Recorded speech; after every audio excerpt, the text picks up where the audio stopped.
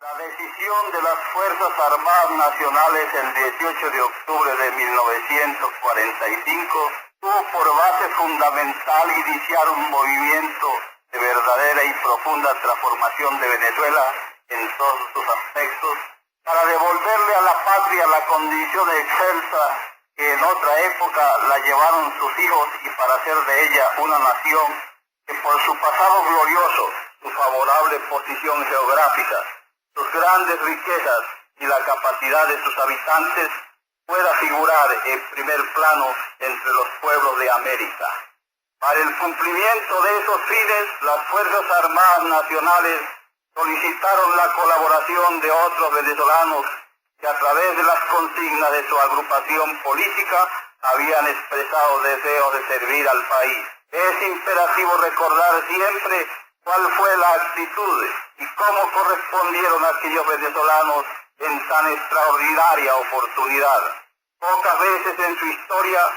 Venezuela se vio más acometida de factores disolventes que durante la gestión de Acción Democrática, mengua del decoro nacional, subversión de valores, encumbramiento de incapacidades, negación de virtudes, dilapidación de los fondos públicos, completa ineficacia administrativa e intentos de desarticulación y aniquilamiento de la institución armada son apenas algunas manifestaciones que desde el poder dio aquel partido, en contraste con los principios de bien nacional proclamados por las Fuerzas Armadas. El 24 de noviembre de 1948, estas reafirmaron los postulados del 18 de octubre de 1945. La nación recibió con alborozo la nueva determinación de la institución castrense. A partir de esta fecha, los principios de realización del bien nacional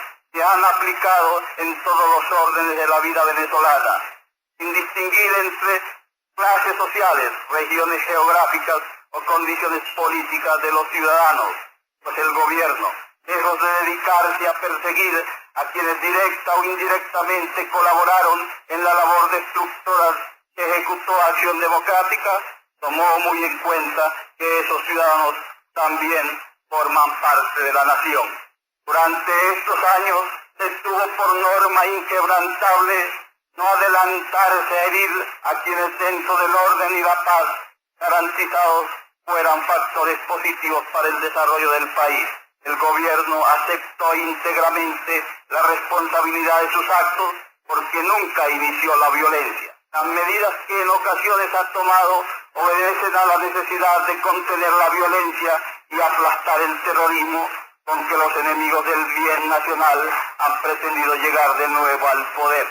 Al mismo tiempo, se cumplió la más vasta, útil y fecunda labor administrativa de que puede ufanarse un gobierno en toda la historia del país. Porque la política del bien nacional no consiste en el halago ni en la deformación de los sentimientos populares, sino en su elevación y en el noble aprovechamiento de los hombres y del medio venezolano. Si bien es verdad que factor fundamental de la República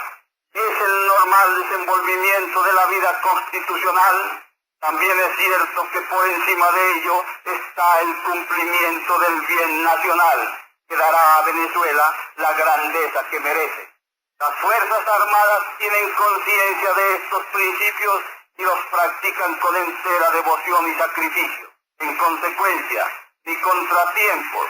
ni el efectismo de algunas palabras de contenido político serán bastantes para desviar a la institución castrense del propósito de cumplir para Venezuela el ideal nacional.